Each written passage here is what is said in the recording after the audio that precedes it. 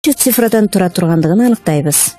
Бөлүүнү 7 жүздүктөн баштагандыктан тиинди 3 цифрадан турат. Алардын ордун чекит менен белгилеп алабыз. Тииндинин биринчи цифрасын аныктайлы.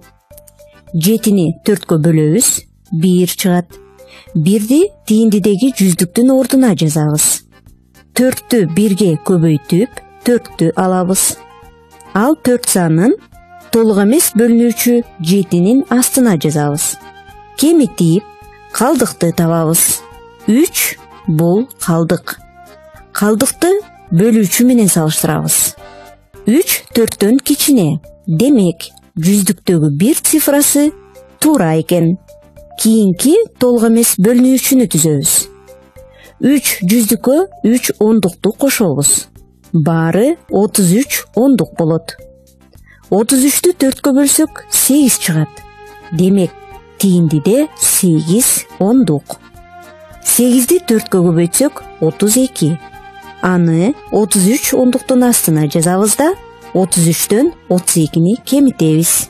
1 чыгат. 1ди бөлүүчү 4 менен салыштырабыз. 1 4төн кичине.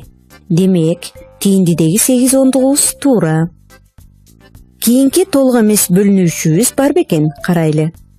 Калдыктагы 1 ондукка 6 бирдикти түшүрөбүз, 16 бирдик болот. 16-ны 4кө бөлсөк 4 чыгат. Аны тииндидеги бирдикке жазабыз. 4тү 4кө көбөйтсөк 16. 16-ны 16-нын астына жазып кемитсек 0 болот. 0 калдыгы 4 бөлүүчүдөн кичине. Демек, бирдиктеги сан туура чыгарылган.